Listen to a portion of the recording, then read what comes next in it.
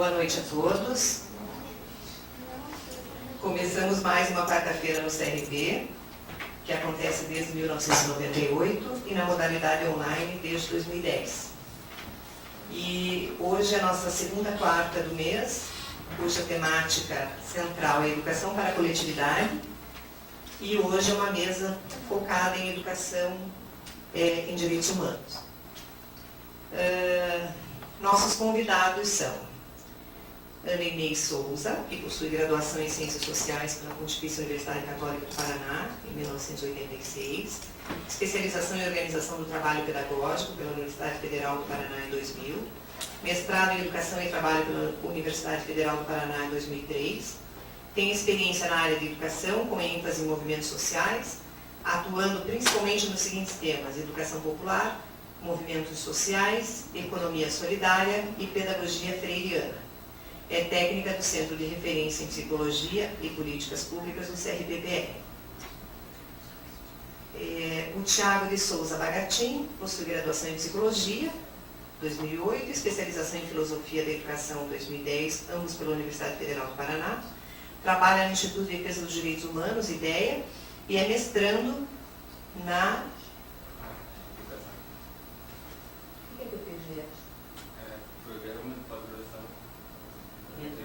Ele está em sigla aqui, PPGE, Programa de Pós-Graduação em Educação da Universidade Federal do Paraná. A psicóloga Vera Regina Miranda possui graduação em Psicologia pela PUC 82, mestrado em Psicologia da Infância e Adolescência pela Universidade Federal do Paraná. Há 10 anos atua como professora e supervisora na Universidade Positivo. Tem experiência em Psicologia Clínica e Educacional junto à infância, adolescência e famílias, como docente, terapeuta e supervisora em cursos de graduação e pós-graduação. Autora de 4 livros de psicologia nas áreas da educação e clínica. Coautora de 2 livros de psicologia jurídica, coautora de um livro de psicologia educacional e coautora de um jogo. E é conselheira suplente do CRP aqui do Paraná. Então, para começar a nossa mesa, a gente combinou aqui que vai ter 25 minutos de teto de fala para cada palestrante. Nós vamos começar com a Ana Inês, depois o Thiago, depois a Vera. Tá? E após, a gente vai abrir um espaço para debate, para perguntas, e o pessoal que está acompanhando online pode mandar as perguntas então para o e-mail eventos@crppr.org.br, e se preferir falar ao telefone 41 Curitiba, né? 3013-5766. Eu peço a todos que ao se manifestarem, quiserem fazer pergunta, comentário no debate, usem o microfone. Então esperem o microfone chegar até vocês, parem o microfone para que o pessoal que está aí online possa acompanhar e escutar. Ok? Então, Ana, contigo. Então, pessoal, boa noite para todos e todas. É um prazer estar aqui pela primeira vez na quarta-feira, como alguém que vem aqui não como palestrante, mas para tentar dialogar um pouquinho com vocês, a respeito dessa experiência da educação popular na perspectiva do Paulo Freire. Eu estou aqui no Conselho no CREPOP, na área no Centro de Referência em Psicologia e Políticas Públicas, mas a minha experiência nos últimos 10 anos tem sido no Centro de Formação Irmã Araújo, Cefúria, não sei se alguns de vocês conhecem, que é uma organização bem antiga já aqui em Curitiba, desde 81, e que trabalha com a educação popular e os movimentos sociais. Então, assim, pensando um pouco sobre a nossa conversa, eu acho que a questão central, pensando na temática do mês como um todo, educação para a coletividade, e afunilando para direitos humanos, para chegar na educação popular, eu começaria, pode passar, Sérgio, trazendo algumas questões para a nossa reflexão. E preferencialmente, assim, se a gente pudesse dialogar, eu não sei se é complicado por conta da gravação aí, mas eu gosto muito, até para ser um pouquinho coerente com a metodologia freiriana, de a gente poder dialogar um pouco, sobre o que a gente vem conversar. Então, acho que nesse tema, a primeira coisa que a gente precisa se perguntar é o que é educação, o que é isso, né? Que prática social é essa, né? Para quem que serve a educação, né? São questões de fundo, porque a educação não é algo solto no ar, né? É algo que ela está voltada para um processo de transformação ou para um processo de manutenção de algo que está dado, onde a gente está inserido, né? Então a primeira pergunta que a gente teria que se fazer é essa: o que é educação, para quê e para quem? Né? E daí, pensando na temática, o que são direitos humanos? Né? Se a gente pensar o que direitos humanos, a gente está falando apenas dos presidiários, dos presos políticos, né? Da questão relativa à própria relação com os aparelhos de repressão, ou a gente tem uma concepção mais ampla do que é direitos humanos, né? Se pensar desde direito à moradia, educação, saúde, transporte, enfim. Mas assim, para a gente começar a colocar alguma coisa para reflexão, e essa questão dos direitos humanos o Tiago vai aprofundar melhor depois, né? Então, assim, sempre que se pensa em educação, a gente tem que pensar nessa questão, assim, que tipo de homem e mulher, né, homem como espécie humana, né, nós estamos construindo e para que tipo de sociedade, né?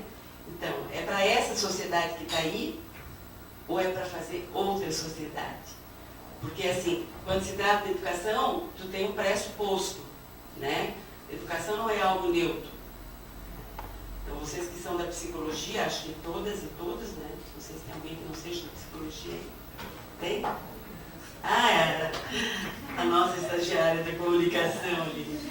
Mas, quer dizer, para vocês que trabalham com a psicologia, também penso eu que seja fundamental se perguntar, né? Nessa concepção de que os seres humanos se constroem histórica e socialmente, né? Por que nós somos o que somos, né? Pessoas individualistas, né?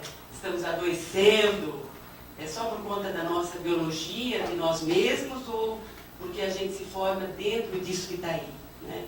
Então, acho que são questões, quando a gente fala na educação popular, na perspectiva do Paulo Freire, a gente tem que pensar assim, a educação não é algo solto no ar, né? Não é só para profissionalizar e dar diploma. Ela pressupõe a transformação da realidade onde a gente está inserido. E ao mesmo tempo que a gente transforma a realidade, a gente também se transforma enquanto ser humano. Então a gente se torna mais humano ao mesmo tempo que a gente transforma a realidade onde a gente vive. Então é uma educação popular que ao mesmo tempo se confunde com a ação dos movimentos sociais de luta por direitos, em qualquer área que seja, por trabalho, por terra, né, contra qualquer forma de discriminação, né, na questão da saúde, enfim.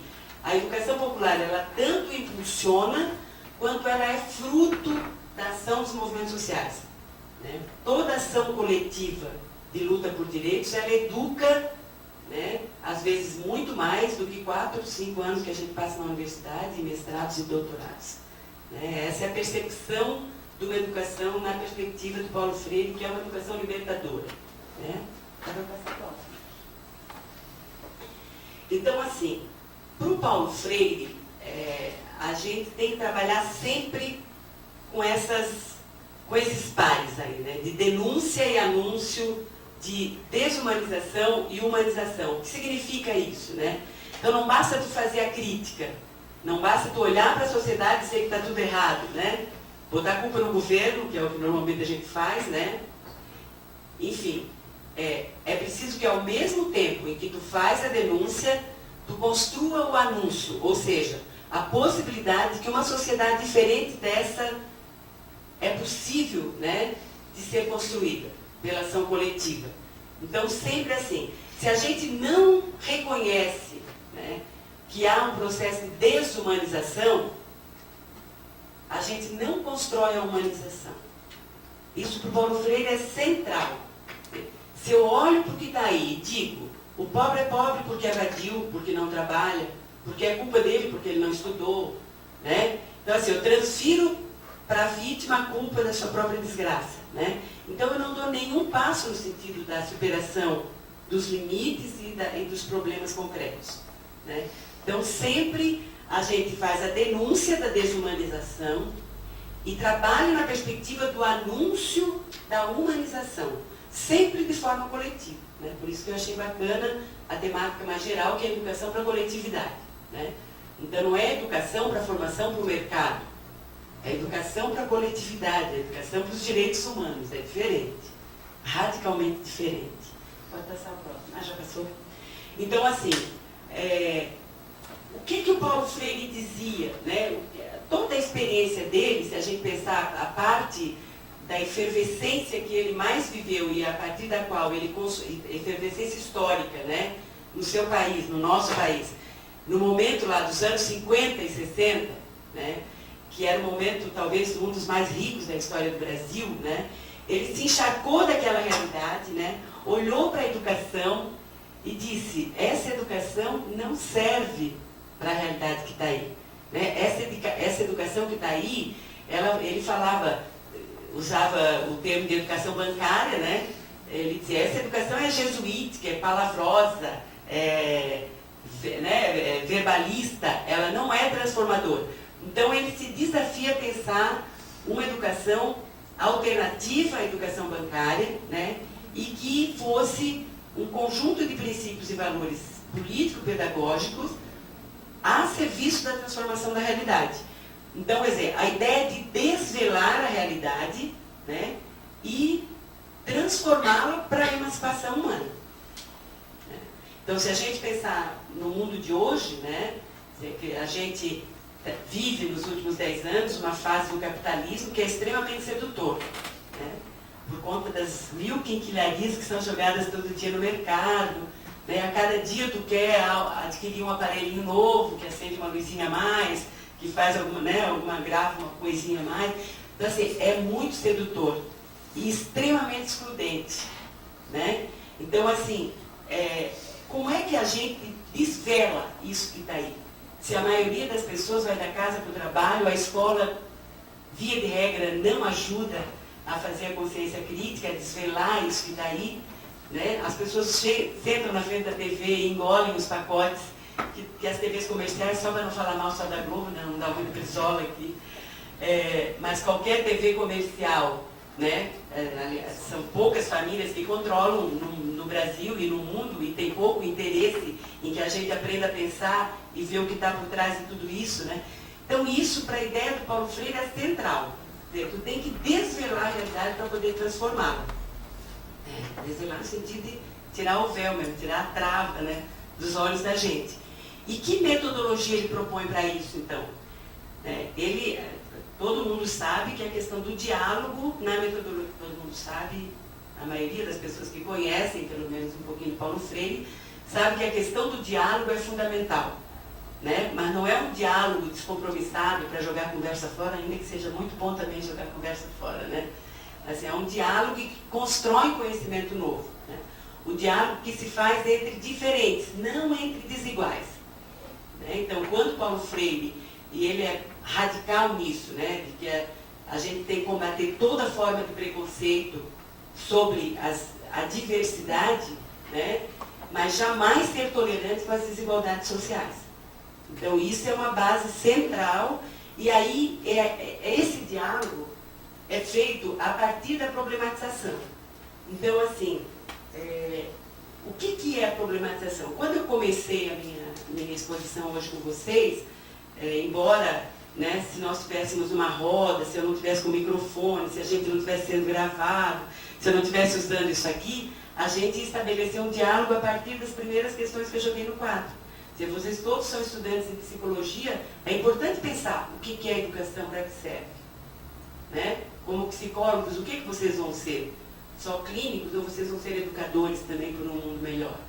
Né? Então, acho assim, nós teríamos talvez feito um diálogo, um debate bem diferente a partir das questões que eu lancei e que vocês iriam trazer a partir da experiência concreta de vocês, e nós estabeleceríamos então a ideia de que se eu tenho uma tese, vocês vão ter uma antítese, e através do diálogo nós vamos construir uma síntese, e ambos vamos aprender uns com os outros. Né? Então essa é a ideia da problematização, ou seja, a gente estabelece um diálogo de saberes. Né? Então, para o Paulo Freire, não tem ninguém que não saiba nada que não tenha que ensinar, e não tem ninguém que saiba tudo que não tem o que aprender. Né? E isso é central na ideia.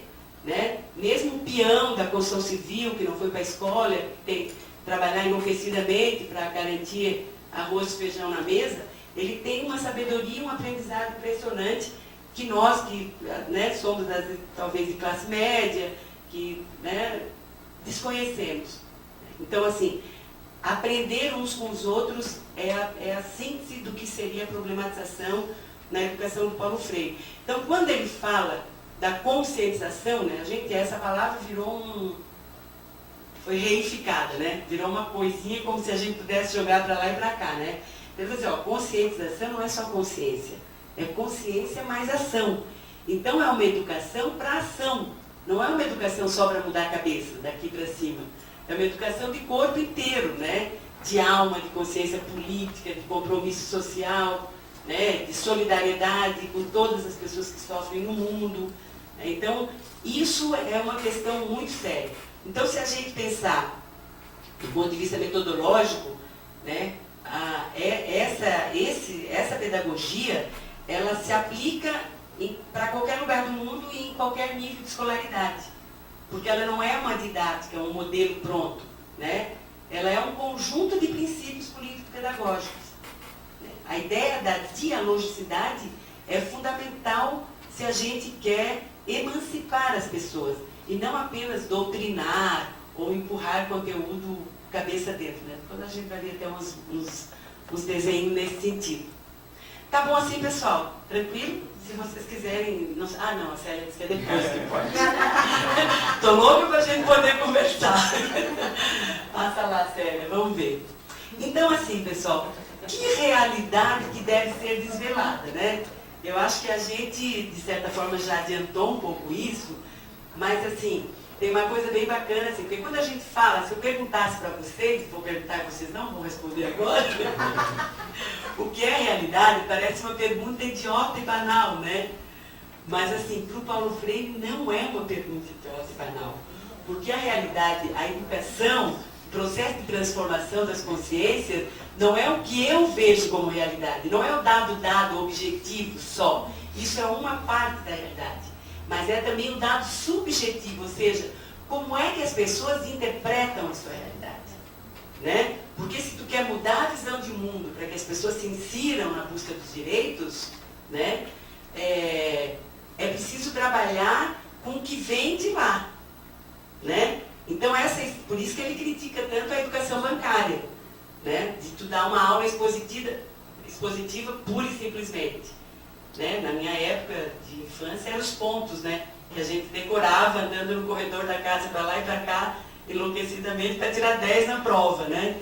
Então, quer dizer, isso não transforma nem as consciências e muito menos a realidade. Né? Então, acho que assim, que realidade é essa? A gente precisa pensar sobre ela. Essa que a gente vive. Né? Para ver que realidade precisa ser. Então, eu vou mostrar um pouquinho da visão freiriana de realidade, como é que a gente, na experiência com os movimentos sociais, as comunidades, aí, famílias empobrecidas, nesse trabalho todo de geração de trabalho e renda, que é a experiência que está se desenvolvendo em muitos lugares do Brasil e do mundo, né? Como é que a gente enxerga a realidade num desenho muito simples. Pode passar. O que vocês acham disso aí? Né? Quer dizer, se a gente olha para um desenho desse, às vezes eu uso o poema do Tiago de Mello lá, né, o monólogo, também muito chocante, assim. Mas, quer dizer, a gente fica se perguntando assim, por que esse povo não vira a mesa, né? Né? Então, assim, se a gente olha para isso, que tem uma imensidão de gente sustentando, né, uma minoria que esbanja assustadoramente, né? Se a gente pensar em uns anos atrás, desses shoppings da High Society em São Paulo, por exemplo, né? Eu me lembro de uma notícia que eu vi um amigo me manda essas coisas, porque daí me deixa mais indignada do que eu já sou, naturalmente, as notícias, mas eu me lembro assim, de um shopping, de uma loja num shopping de São Paulo, que falava assim, que eles tinham trazido umas bolsas do exterior, né? E das bolsas mais caras eles trouxeram poucas. Mas mesmo as populares, das mais caras, trouxeram acho que 4 ou 5 bolsas. Das populares, eles trouxeram em torno de 20 e que acabou rapidamente. A popular custava, sabe quanto? 25 mil. Eu disse assim, popular para quem? Né? Para quem?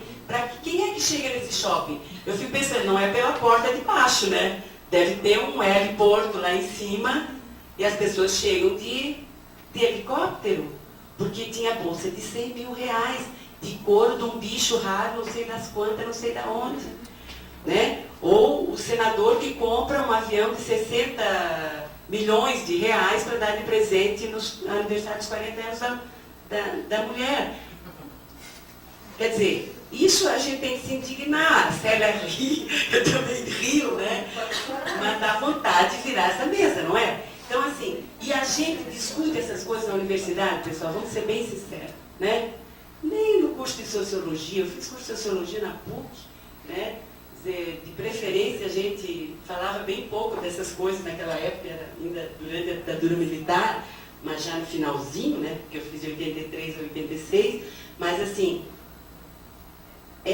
a gente precisa compreender isso, a gente tem um processo histórico no nosso país, né? Que fez esse país ser o que é, quando podia ser algo muito diferente, porque nós somos um país maravilhoso, com todo, né, com riquezas naturais, com possibilidades, com energia, com terra para plantar, e como é que a gente tem população de rua, tem criança morrendo e vivendo nas calçadas, então quer dizer, é assustador, e como é que a gente não vira essa mesa?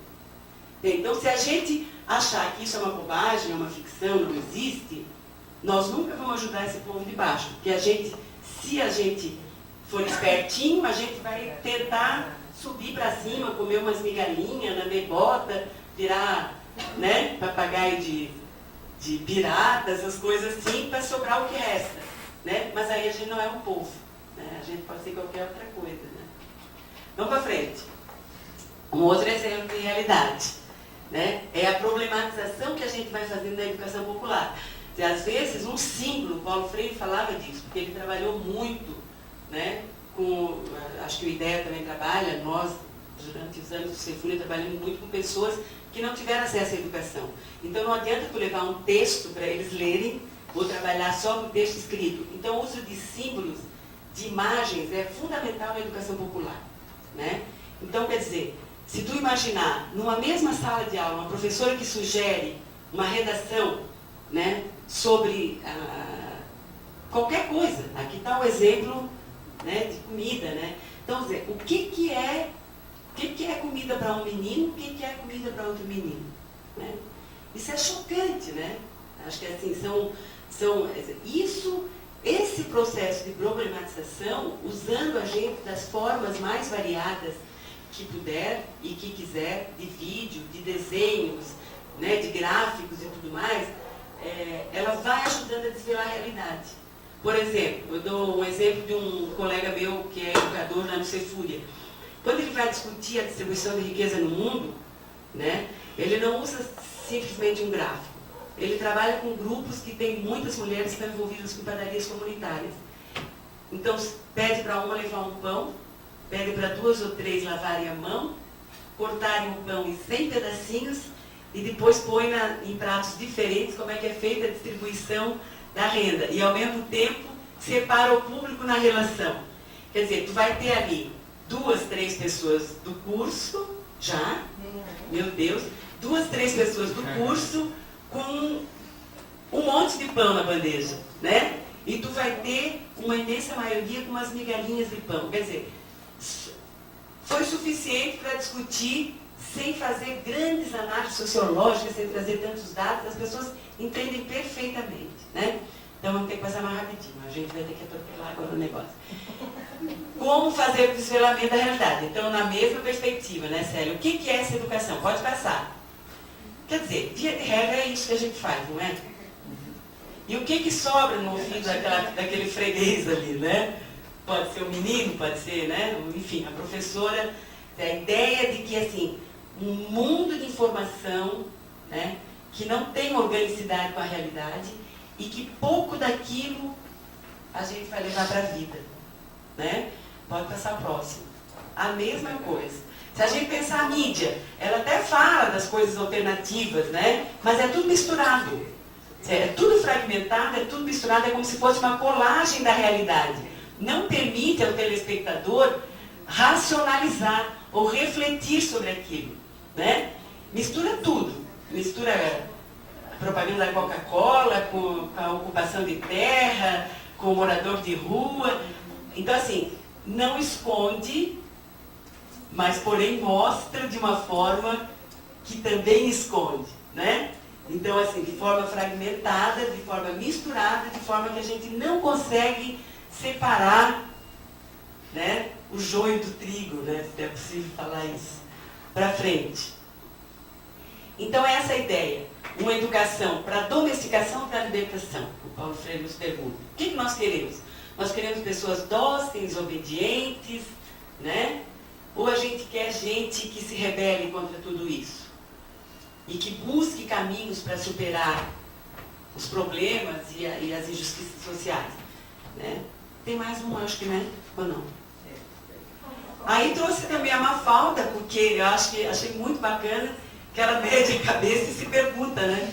Será que aqui cabe tudo que vamos meter na cabeça? E tem mais uma, Célia, que é um pouco a ideia assim, né? O que é? É a educação libertadora, que construa a emancipação. Ela se dá sobre o outro ou ela se dá com o outro, né? Então, assim, para mim, essa figura, ela explicita muito isso, né? Se é para o outro, sobre o outro, ou se é com o outro, no diálogo, né? Vamos ver se tem mais uma coisa. Aí, só para a gente encerrar, então, algumas reflexões. O Paulo Freire tem uma obra vastíssima, vocês sabem, né? Mas eu peguei alguns pedacinhos só do Pedagogia do Oprimido. Então, a dialogicidade é a essência da educação como prática da liberdade. Existir humanamente é pronunciar o mundo, é modificá-lo. Então, para o Paulo Freire, dizer a palavra nunca é só o discurso. Sempre tem que estar junto com a ação. Por isso que ele diz, pronunciar o mundo é mudar o mundo, né? Não é fundamento, é fundamento. Sendo o fundamento do diálogo, o amor é também diálogo. Então, quer dizer, é uma educação da amorosidade, né? A gente costuma discutir assim, a educação do Paulo Freire é uma educação da amorosidade. O ato de amor está em comprometer-se com a causa dos oprimidos. Então, não é fazer assistência social, não é dar cesta básica, não é dar a capa que sobra, né, na casa da gente, mas é se comprometer com a transformação. Então, é uma educação que pressupõe um compromisso com a transformação da realidade. É isso, porque o meu tempo já se foi. Muito obrigada pela atenção. Boa noite, né, a todos e todas. Deixa eu atualizar a minha apresentação, que foi dita pela Célia, acho que foi pego do meu lápis que está na internet e por falha minha eu também não atualizei, né? Então, eu atualmente sou professor da FACEL, né? Tem alguns alunos aqui, eles vão me matar depois se eu não dizer que eu sou professor da faculdade, né? Recentemente eu ingressei na faculdade, né? Gostaria de agradecer o convite, né? Primeiramente, assim, ao Conselho. Eu acho que é um tema importantíssimo que se debata, né? Tanto a questão da educação em direitos humanos, quanto direitos humanos de uma maneira geral, né? Eu acho que essa importância ela se dá tanto por uma questão prática mesmo, né? Da prática profissional, pela demanda que tem surgido aí para os psicólogos para trabalhar nas áreas das políticas sociais, né? E aí o diálogo e o conhecimento em relação aos direitos humanos é importantíssimo, né? Senão a gente vê algumas práticas equivocadas, infelizmente, né? Quanto também de uma questão mais teórica, uma questão mais de fundo, né? De compreensão de fato do que seja os direitos humanos, do que seja essa coisa chamada educação em direitos humanos, né? Porque a princípio todo mundo poderia falar um pouco sobre direitos humanos, né? Está na cabeça de todo mundo esse tema, né? Mas quando o direito humano se torna tudo, ele acaba não se tornando nada, né? Não é à toa que o Bush, quando invade o Iraque, ele invade em nome dos direitos humanos, né? Então, essa guerra que foi travada com o Iraque foi em nome da defesa de direitos humanos, né? Mas quais direitos humanos, né? Do que se tratava, o que estava em jogo naquele momento, né? Quando eu ingressei no IDEA, o IDEA Instituto de Defesa dos Direitos Humanos. Essa organização existe desde 1996 e sempre trabalhando com a educação em direitos humanos, né? Então, quando eu ingressei no IDEA, eu ingressei como educador, né? E assim que eu concluí a minha graduação, eu comecei a trabalhar nos centros de referência, né? Que era um centro de referência que havia acabado de ser montado para ao invés de trabalhar com educação em direitos humanos, seria para fazer a defesa propriamente dita dos direitos humanos, né? Porque até esse nome, né? Instituto de Defesa dos Direitos Humanos, fazia com que muitas pessoas ligassem lá para o Instituto, né? Porque queriam que ele defendesse os direitos humanos. E não era o foco do IDEA. Até que chegou um momento em que viu-se a necessidade de realmente ter esse centro de referência. Então eu ingressei como psicólogo nesse centro de referência, né? E aí nessa equipe a gente tinha mais uma advogada e uma assistente social também, né? Para trabalhar com defesa de direitos humanos, né? Esse tema extremamente amplo aí, né? E a gente começou a delinear exatamente qual era o nosso foco, né? Então a gente precisava, antes de começar a atuar de fato na defesa de direitos humanos, delimitar qual era de que lado a gente estava, né? Qual era o público que a gente iria defender, né? Porque senão a gente correria o sério risco de fazer tudo e também acabar não fazendo nada, né?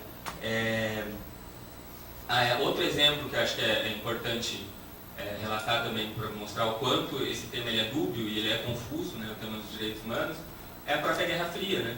Então naquele período, né, o lado ocidental, né, aí comandado pelos Estados Unidos, ele dizia que o lado oriental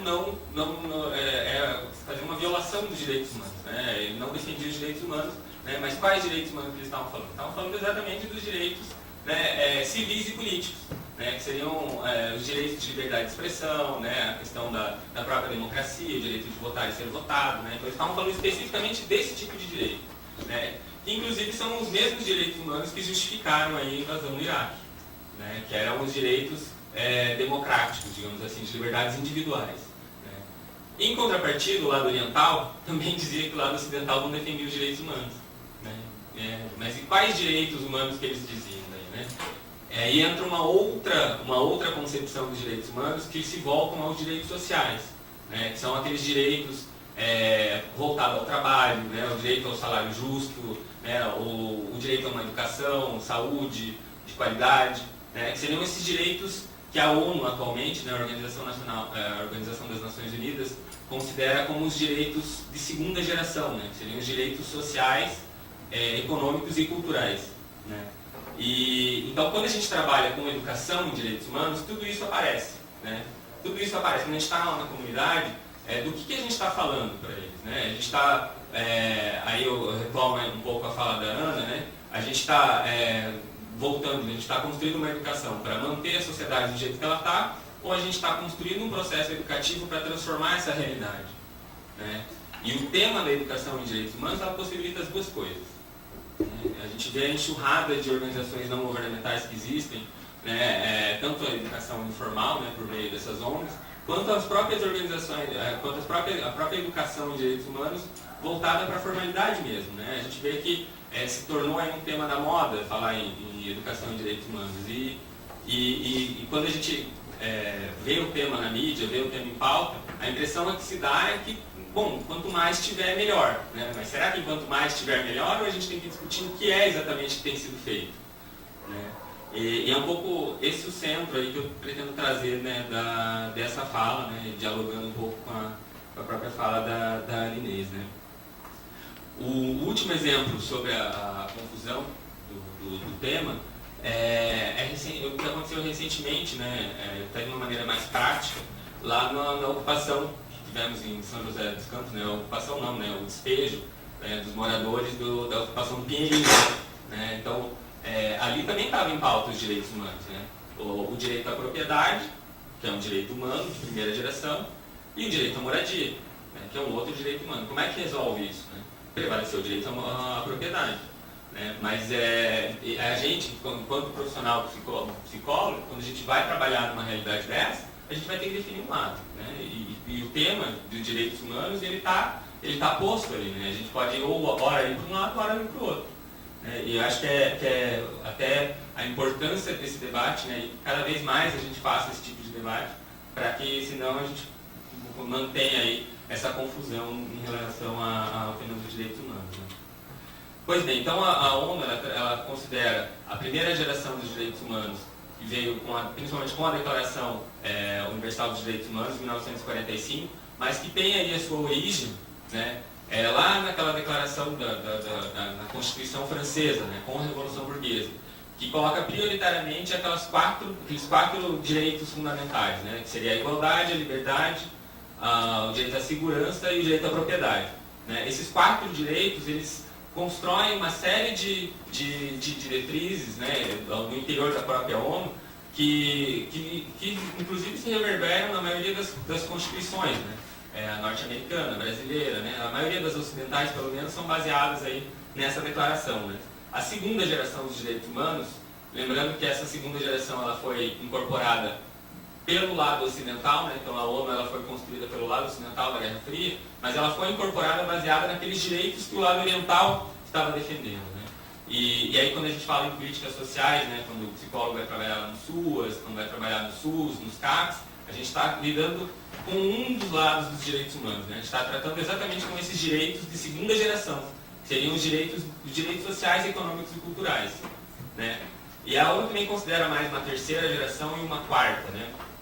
E a terceira geração ela seria mais voltada para a autodeterminação dos povos, direito ao meio ambiente, que vem principalmente em 1976, né, durante o período também de Guerra Fria, com a invasão tanto do lado ocidental quanto do lado oriental dos países periféricos, entre aspas, né, do mundo. Né, então a ONU incorpora essa terceira geração de direitos humanos pensando na soberania nacional, né, porque a invasão de um país pelo outro, né, interfere diretamente nessa soberania. E a última geração seria a geração voltada ao projeto Genoma. Né. Em 1997 tivemos aí uma Assembleia Geral da ONU, onde definiu que essa quarta geração ela não vai defender somente os direitos humanos, mas direito ao patrimônio genético. Né. É a garantia de que, pelo avanço aí da ciência, pela modificação genética, a gente conseguiria, pelo menos, garantir, né, que a espécie humana não fosse colocada em risco. Né. Ou seja, precisamos de uma declaração para que isso também, né, não aconteça. Né. E aí, o que eu estou tentando demonstrar? Assim, o quanto direitos que estão impressos em leis, em decretos, o quanto isso tem a ver com aquilo que acontece na sociedade. Tem a ver com a luta dos movimentos sociais, tem a ver com os confrontos entre grupos, né, na sociedade. Né? Então, a Guerra Fria, ela construiu um determinado tipo de decreto, construiu determinados tipos de leis. Né? Assim como a Revolução Burguesa também construiu os seus direitos humanos. Né? Assim como atualmente, né, a gente pensa lá na Lei Maria da Penha, né, a gente pensa em várias leis, o ECA, né, isso tudo não é uma concessão que vem em cima. Né? Isso é reflexo de grupos organizados, é reflexo de mobilizações e organizações que acontecem no interior da sociedade. Né? E aí, para exemplificar, basta a gente olhar no mundo do trabalho mesmo. Né? O quanto para se garantir, de repente, uma previdência digna, o quanto para se garantir um salário justo, né, isso, né, também é uma decorrência de uma organização, né, de uma classe, de um grupo social. Né. Então, os direitos humanos, quando a gente for interpretar as legislações, aquilo que diz respeito a esses direitos fundamentais, sempre devemos fazer aí essa ligação com o contexto social, né, com a prática desses grupos organizados.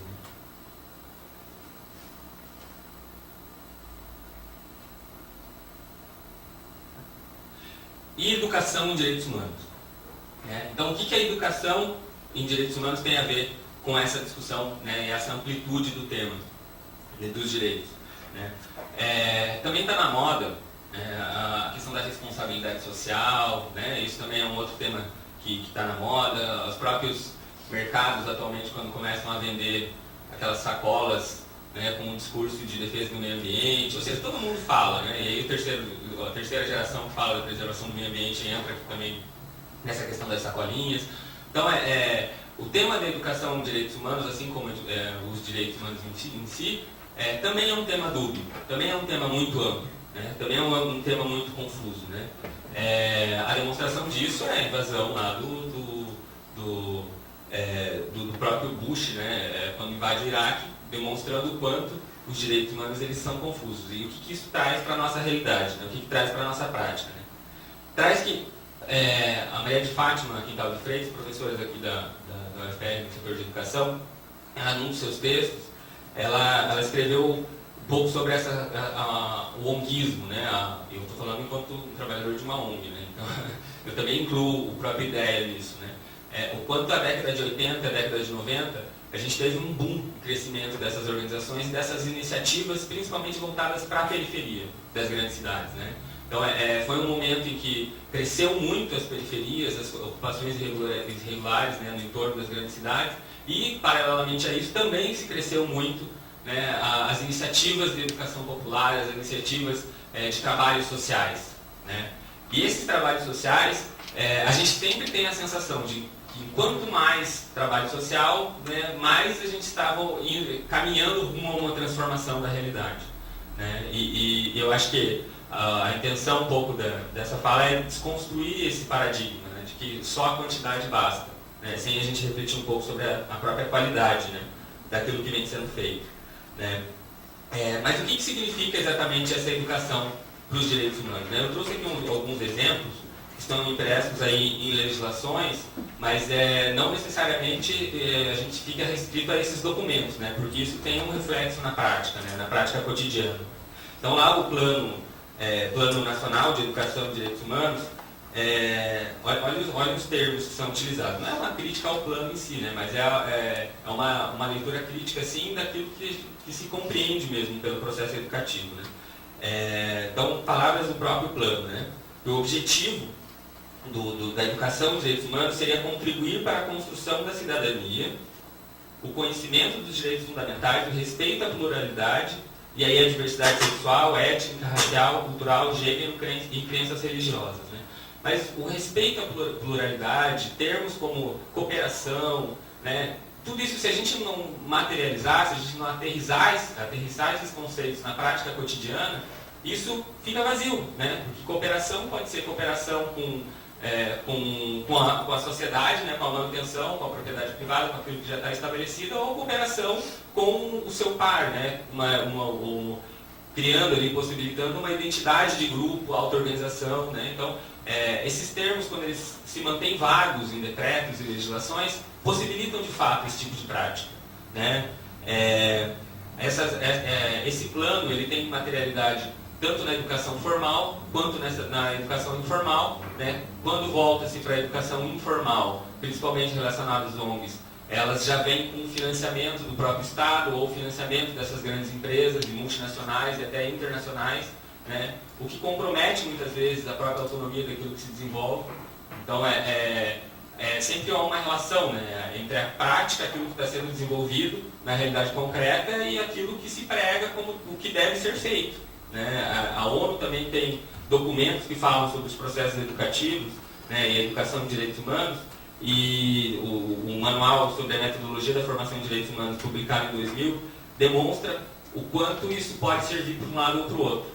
Nesse documento, eles colocam que a prioridade dos processos de educação de direitos humanos deve ser a construção de exercícios concebidos a fim de sensibilizar os formandos para a possibilidade de eles próprios atentarem contra os direitos humanos, mesmo que de forma involuntária, né? Olha o papel da individualização dos problemas sociais, né? Ou seja, a partir dos processos educativos, de educação de direitos humanos, a gente tem que construir sensibilizações para que os formandos ou os educandos, eles se atentem para não violar os direitos humanos do outro, né? É claro que eu não discordaria disso, eu também acho que a gente tem que sempre se atentar para não violar os direitos humanos dos outros, né? Agora, quando a gente pensa em determinadas práticas de combate à violência, por exemplo, e voltada para um determinado público, que são lá as comunidades das periferias, a gente passa, ou pode correr o risco, né, de moralizar um problema que é social. Né, de achar que com o problema da educação, com o problema de resolver comportamentos individuais, a gente pode, né, solucionar problemas que na verdade são sociais. Né? E a violência, ela é a grande sacada, né, daquilo que se tem aí como educação de direitos humanos, né, o combate à violência. Né? Isso está lá no plano do plano de direitos humanos, né, o PNDH, o 2, o 3 e o 1 também está presente, né, tanto quanto nas falas e nas cartas assinadas pelos presidentes, né, dos determinados períodos, quanto no entorno mesmo desses planos, está a ênfase nos direitos humanos como uma forma de combater a violência, né? E a gente combater a violência com a educação é muito melhor do que com repressão, né? Mas o processo educativo, ele jamais pode ter o viés moralizante, né? O viés de controlar comportamentos. Porque senão a gente parte do pressuposto em que essas comunidades, elas são os causadores da violência, né? E não as vítimas da violência. A gente pensa assim, mudar o comportamento dessas pessoas faz com que elas não sejam mais violentas, que elas não venham assaltar mais o pessoal aqui do Batel, do centro, né? Faz com que essas pessoas elas se atentem para a não violação dos direitos humanos do outro, né? Quando na verdade é ali que estão as maiores vítimas, né, das violações de direitos humanos, né? Quando a violência estrutural, aí, a falta de políticas sociais adequadas, a não garantia de moradia, saúde, educação, uma vida digna, também são questões que possibilitam e que fazem com que a violência aconteça nesses bairros, né, nessas localidades, né? Então para a gente tomar um pouco de cuidado assim, com relação a só acreditar, né, que a quantidade de processos educativos e projetos sociais já pressupõe por si só, né, uma transformação da realidade, né? Pois bem, aqui está o Anderson, aqui, que é um dos participantes também do projeto lá do IDEA, né? E a gente tem feito aí algumas atividades lá no bairro do Sítio Cercado, né, pensando sempre nessa relação entre direitos humanos, projetos sociais e violência, né? E uma das coisas que a gente... Não é para falar de você, Anderson, viu? E uma das coisas que a gente tem visto bastante, assim, é o quanto a repressão, né, ela tem uma consequência muito grave, né, e a gente tenta coibir esse tipo de prática, né, de segurança pública. Então, um dos princípios que norteiam aí esse projeto social é a questão do combate à violência, ou a questão da discussão mesmo sobre os determinados tipos de práticas que acontecem ali naquele entorno, é sempre pautado pela não repressão, né? Mas, ao mesmo tempo, a educação também pode ser uma violência, né? Quando ela pensa...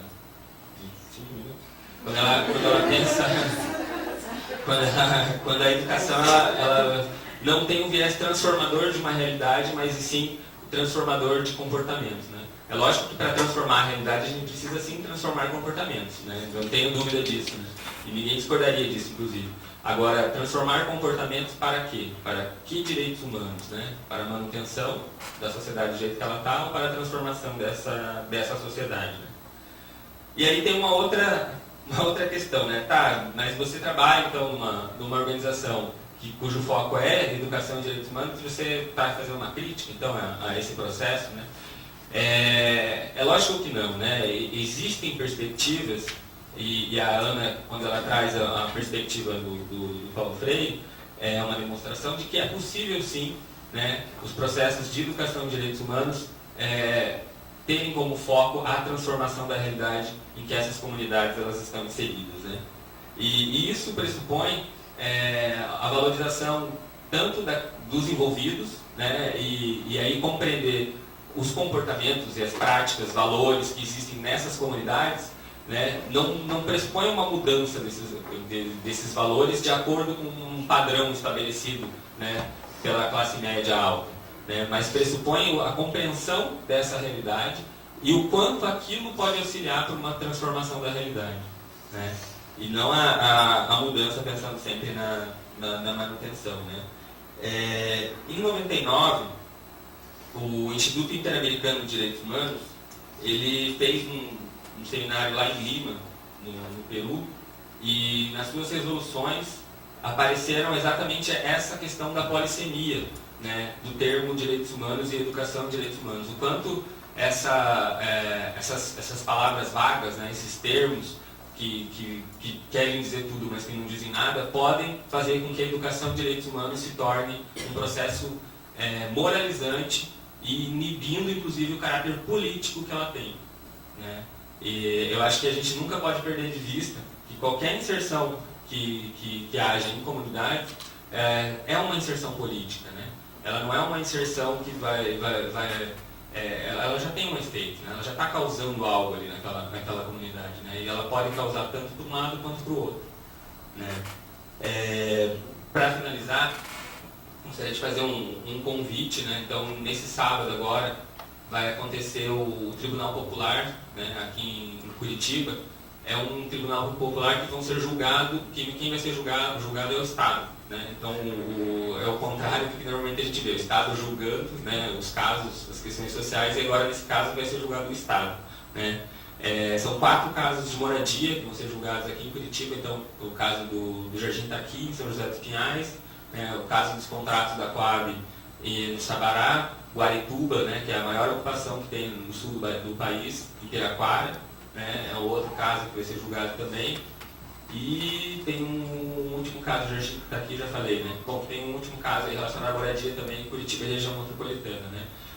Esse Tribunal Popular vai acontecer das 8 da manhã até as 6 da tarde, aqui no Salão Nobre, né, do prédio histórico aqui na Santos Andrade. Então é a continuidade desse debate, né? A gente está falando de direito à moradia, direitos humanos, né, e movimentos sociais, né? É uma outra possibilidade aí de inserção também e de aprofundamento, inclusive, desse tema. É um pouco isso.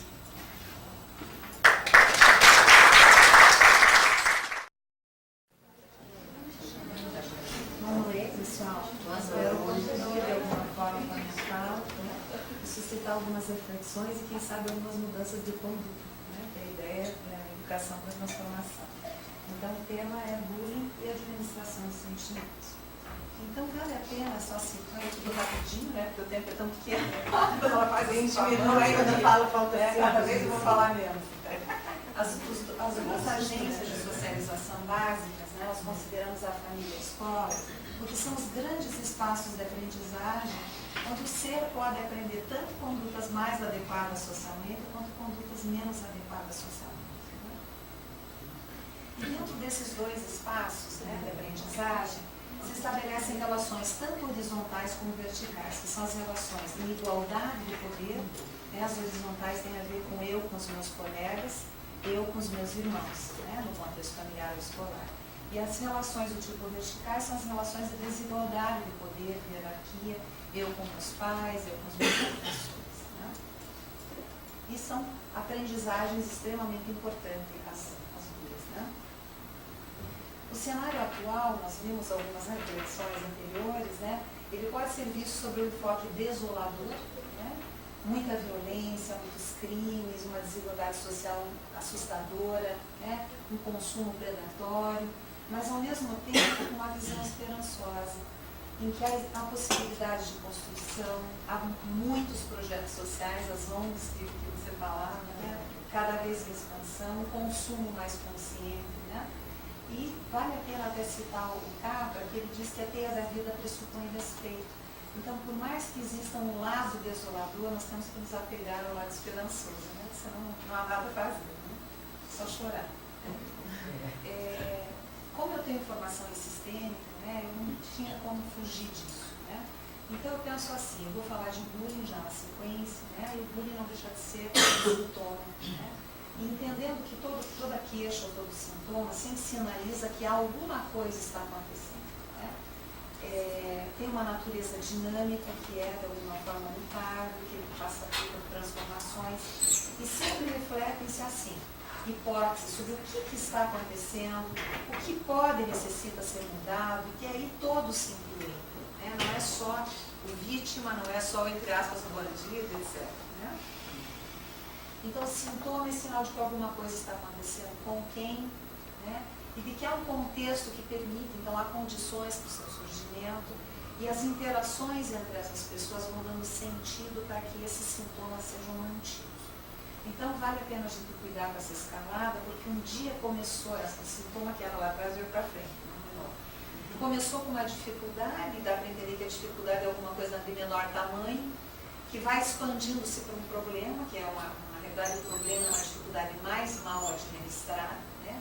E que o sintoma é aquele problema que vai cronificando, né? Vai se instalando, e vai gerando ainda mais sofrimento por mais tempo, né?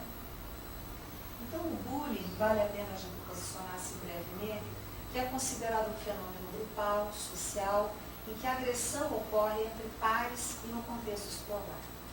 É uma atitude de desrespeito ao outro, de desrespeito às diferenças individuais, costuma ser uma violência velada, porque é normalmente longe da visão e da audição dos adultos, né? É na hora do intervalo, é na hora do recreio, é nesse momento em que o adulto, de alguma forma, não está tão conectado, em que as manifestações acontecem, né?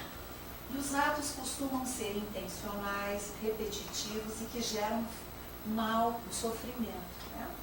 E aí vejam que eu coloquei naquele retângulo azul, é uma conduta oposta aos valores de paz, de amor, de respeito, de amizade, de ética, de cooperação e de aceitação no convívio social.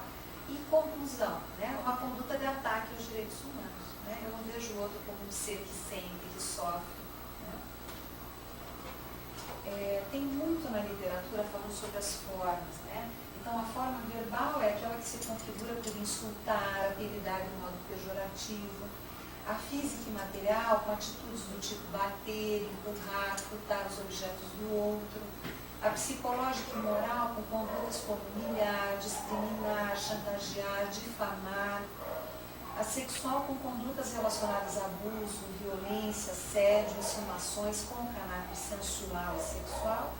E virtual, o cyberbullying, é o que mais tem se expandido. É tudo que rola na internet, falando sobre o outro, sobre gênero, sobre atitude, sobre religião, né? E que em um minuto tá para todo mundo, né? Essa informação, né? Eu já recebi vários casos no consultório de jovens que foram aqueles que iniciaram o processo ou que de alguma forma sofreram em decorrência disso também, né? Fala-se muito dessa tríade de participantes em que há um agressor, há uma vítima e costuma existir uma testemunha espectador ou várias testemunhas e vários espectadores, né?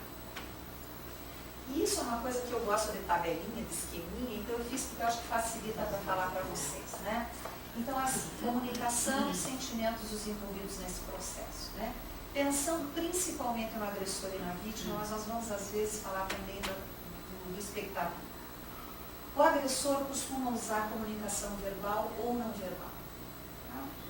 E a vítima costuma se valer de uma comunicação não verbal. Né? Então, de alguma forma, é mais difícil para ele explicitar verbalmente o seu sofrimento.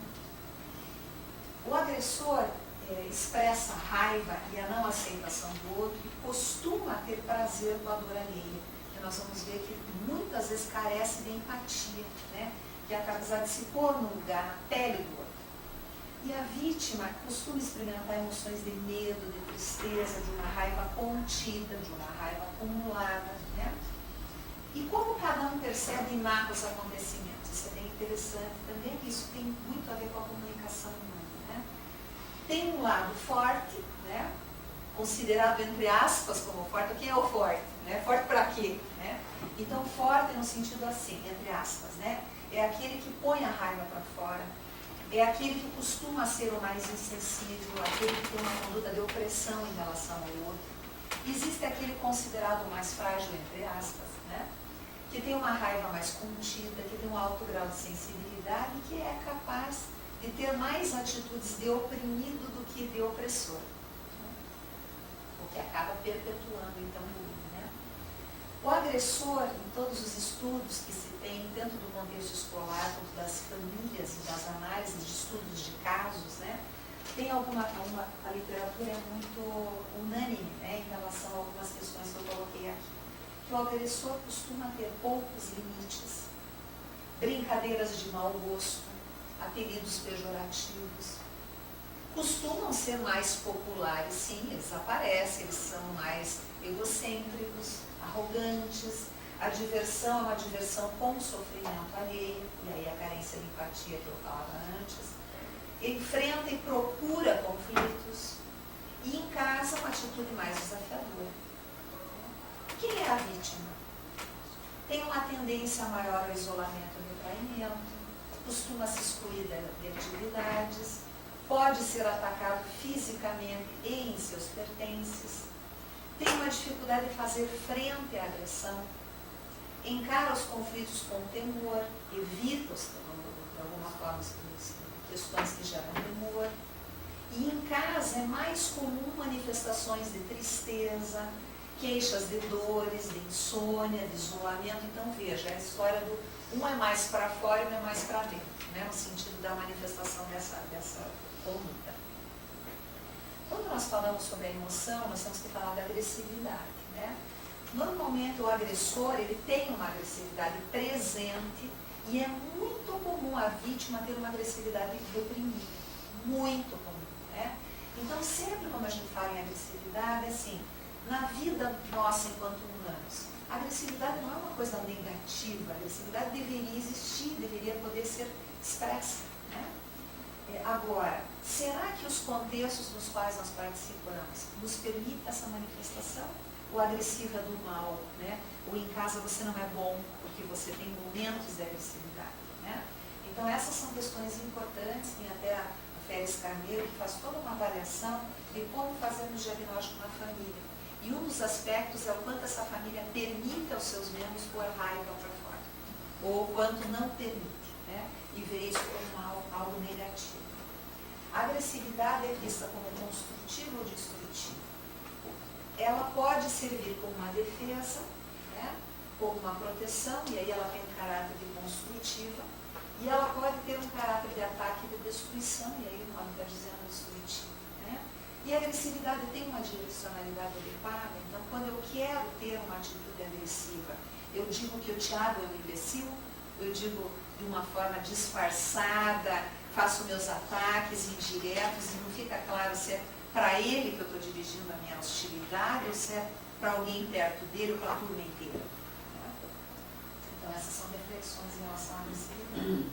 Diante do bullying, nós temos que pensar consequências. Eu achei super legal quando a Ana começou dessa educação para quem, né? Do que a gente está falando, então é muito por aí também. É para quem sentimentos de medo, raiva e tristeza são vivenciados.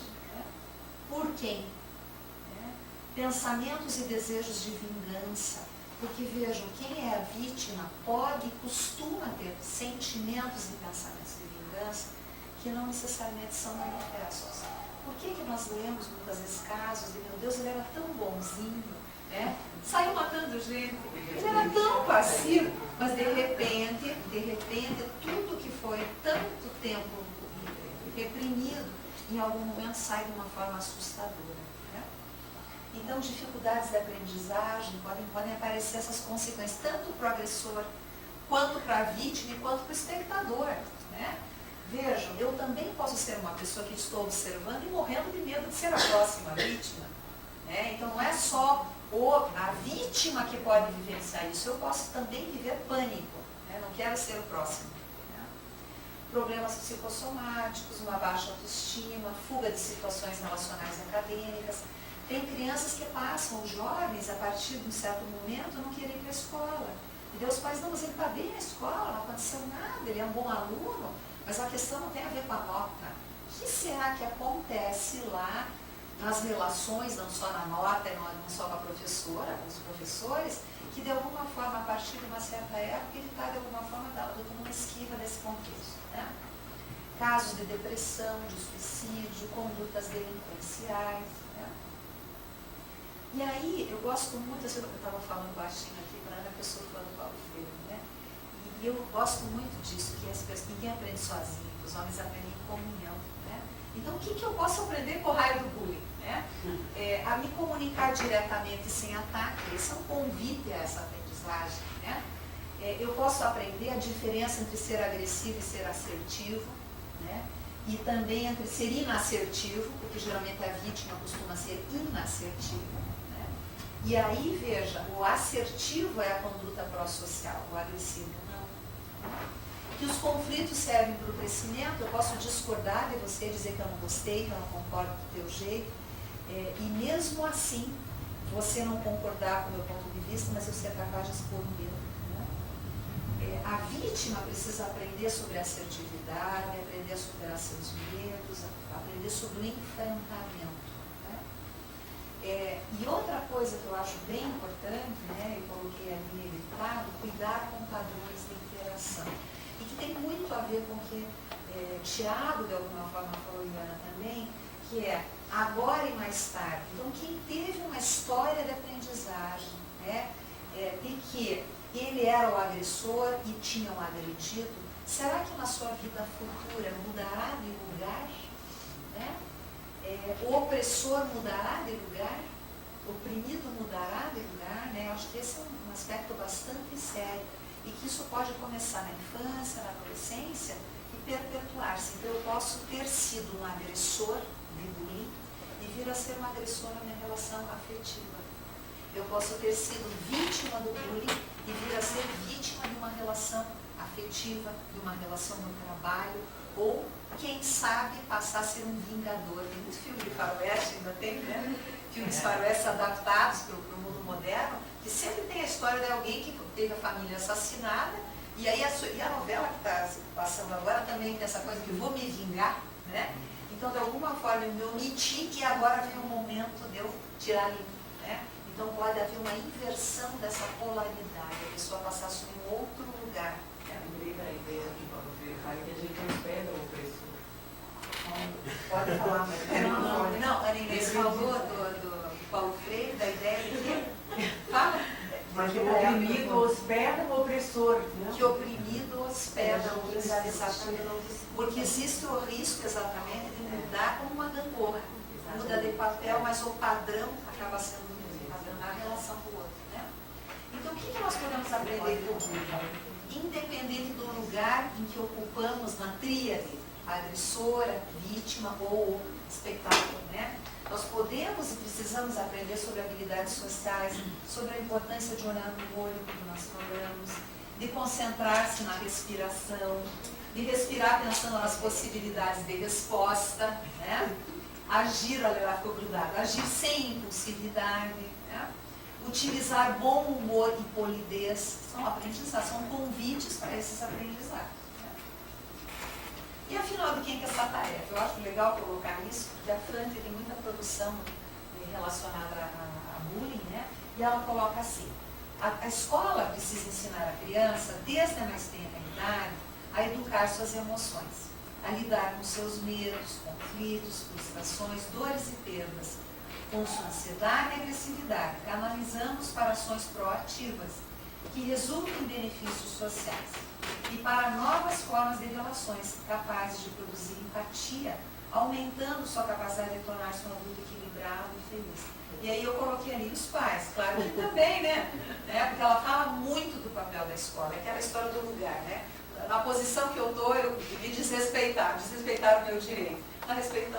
Na posição do outro, foi você que me desrespeitou, Então eu penso assim, que independente do contexto, tanto a escola quanto a família, como outros contextos dos quais crianças e jovens participam, precisam ser capazes de funcionar como educativos, que são promotores de crescimento, de aprendizagem, de humanização. Então, a superação do bullying, ela depende do quê? De características individuais também, porque eu posso ser uma pessoa que tem dificuldades de falar sobre o que sinto, meu primo, não consigo isso é um aspecto meu individual. Depende das relações que eu estabeleço com o ambiente, com os ambientes dos quais eu participo. Ele pode entrar na escola, com os colegas, os professores, os profissionais, as relações com a família. Às vezes a superação depende também de um auxílio externo, envolvendo esses contextos. Eu já recebi alguns casos no consultório de vítimas e de agressores de cyberbullying, e aí eu era psicóloga fazendo esse processo de intermediação, de ajudar aquele sujeito a de alguma forma resolver essa situação, trabalhando com essa família, fazendo contato com essa escola, porque todos eles tinham envolvimento com esse processo, e que todo mundo trabalhando junto em comunhão tem mais chance de uma mudança acontecer.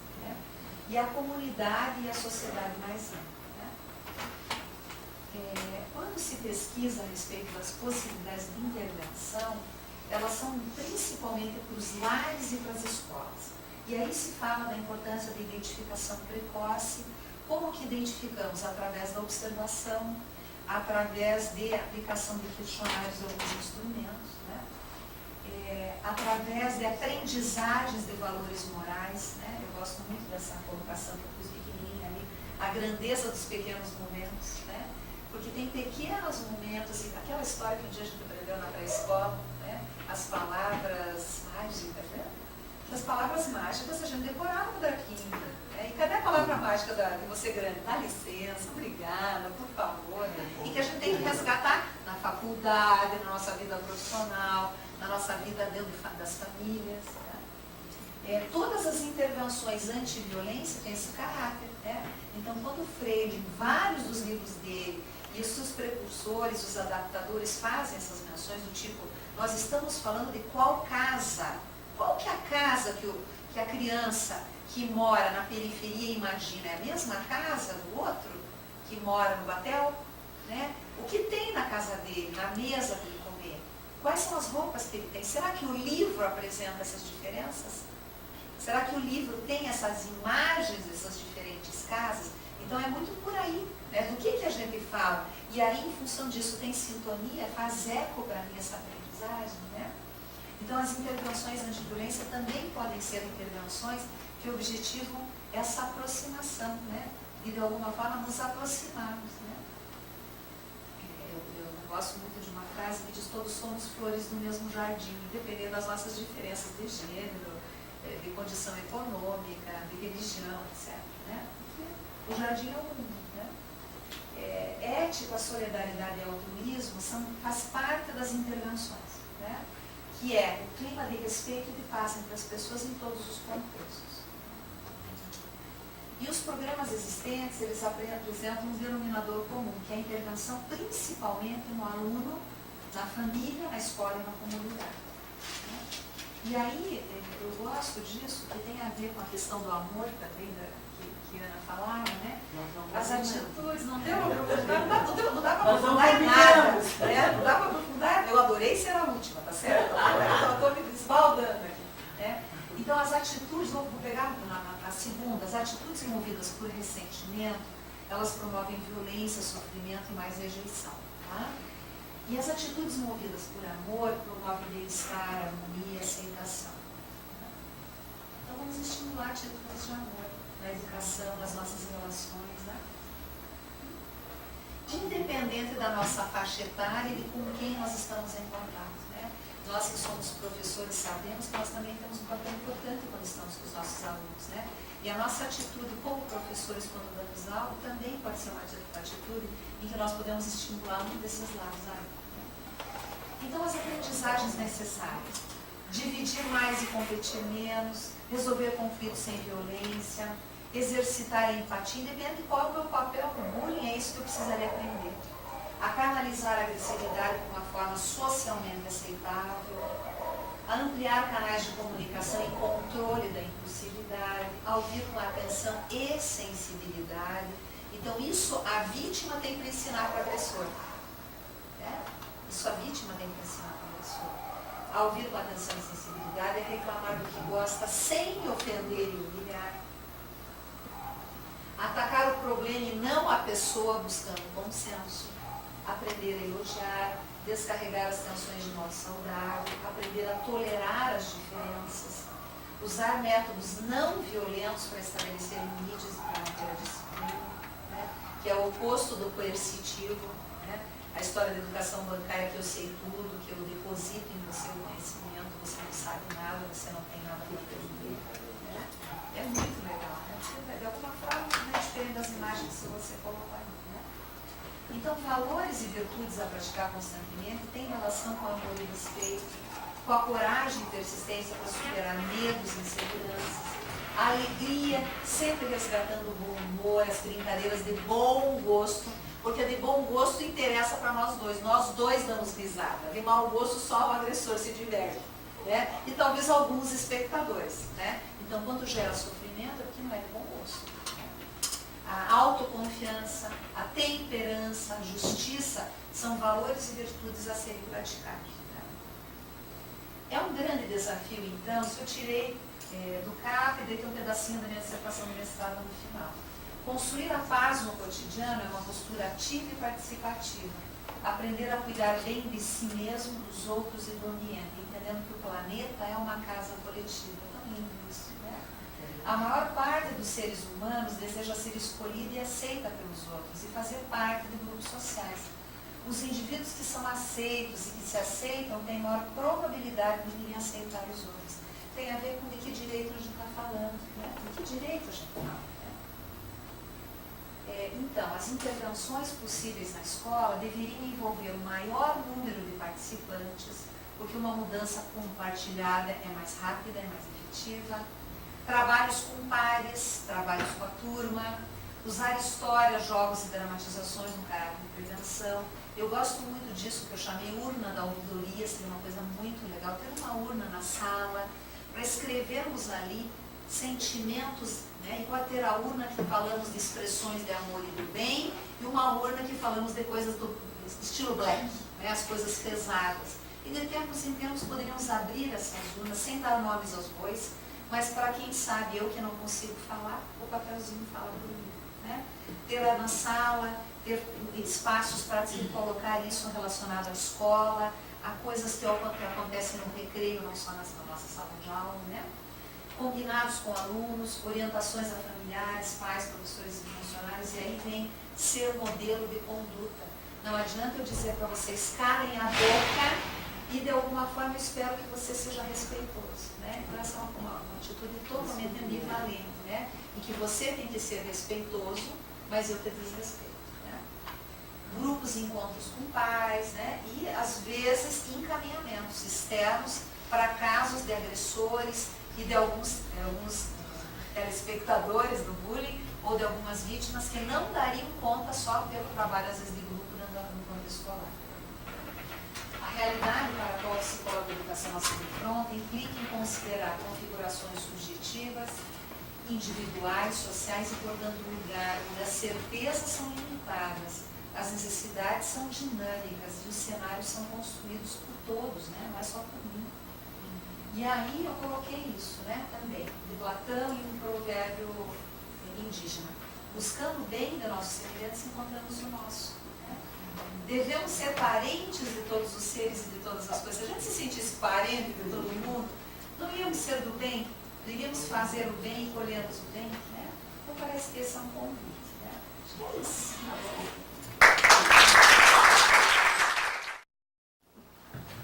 Quero convidar então os palestrantes para compor a mesa de debate.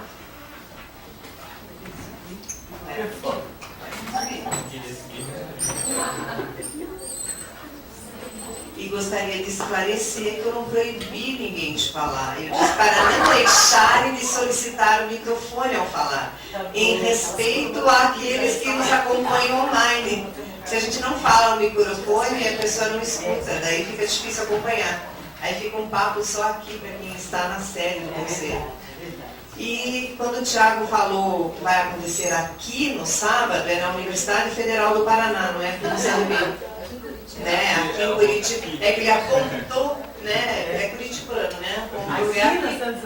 É na Praça Santos Andrade, no prédio histórico da Universidade Federal do Paraná. É no setor de direito, né?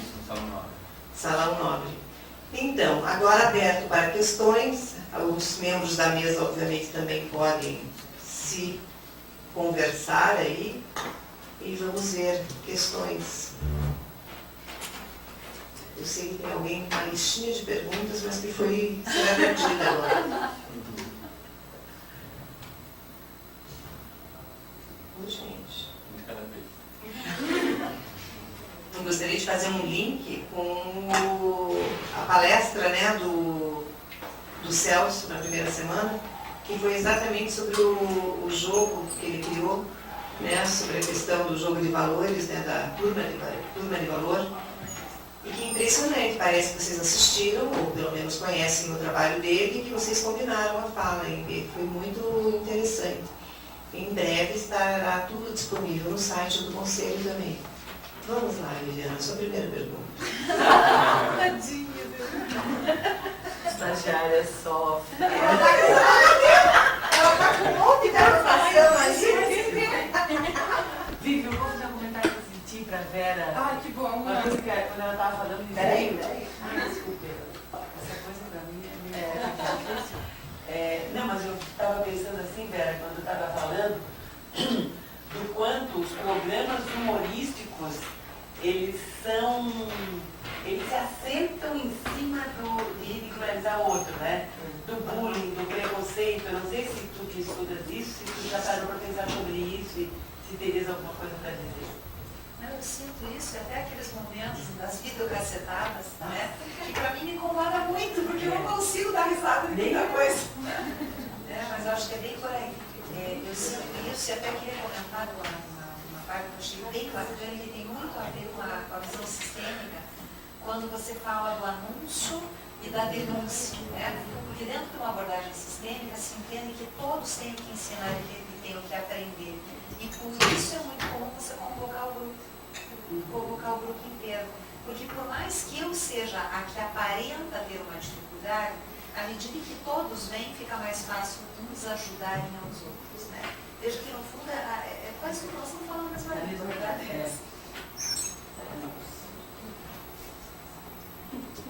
Vou fazer, né? Deixa da fria. O meu relator de estágio vai zerar. Primeiro quero parabenizar os três, muito boa palestra. E assim, na verdade, para você primeiro, Ana, eu não sei se é uma dúvida, um comentário, mas enfim. O Edgar Morin, ele vem falar da transdisciplinaridade, né? E o Paulo Freire, ele fala dessa educação bancária, que é onde a gente só recebe. E assim, as duas coisas me pareceu parecidas, me pareceu iguais, assim. Porque a gente é transdisciplinar, mas a partir da hora que a gente coloca a nossa bunda na cadeira da faculdade, a gente é disciplinar, né? A gente deixa de ser transdisciplinar e a gente acaba recebendo essa educação bancária. Eu queria saber qual a relação dessas duas coisas, que para mim pareciam, né, iguais, e como fazer isso, da gente sair dessa vida transdisciplinar, ou então levar essa vida transdisciplinar para dentro da graduação, da escola, e deixar de ser disciplinar. Então, Vivi, eu acho que...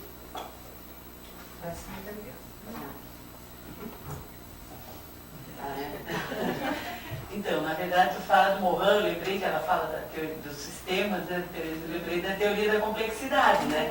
Na verdade, essa coisa da transdisciplinaridade, ou seja, eu sempre tive muita dificuldade com a academia por conta dessa coisa das gavetinhas, né? Porque na minha cabeça, não por ser cabeça de socióloga, mas antes disso já era o que sou, né? Essa ideia assim de que os problemas humanos são transdisciplinares, né? Então não é possível que a gente se fragmentou tanto, né, nas ciências humanas que é difícil de a gente se reencontrar, né? Do ponto de vista assim de pensar o ser humano na sua integralidade como ser histórico. Então assim, eu concordo plenamente contigo. Eu acho que assim, o Paulo Freire, acho que e Morin não copiaram um do outro, mas é aquela coisa da cumplicidade que em qualquer lugar do mundo, acho que as pessoas que têm visões de mundo abrangente e que, né, acabam meio trilhando, ainda que não dando nomes às teorias, mas a ideia da transdisciplinaridade é uma ideia muito cara também do Paulo Freire.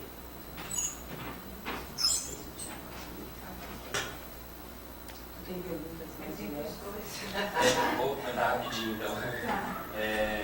Então, sobre essa questão do modelo disciplinar, né? Porque aqui a gente ouviu a fala de uma freiriana autêntica, né? Mas ela há de convir, acho que todo mundo concorda também, o quanto o Paulo Freire também foi apropriado, né?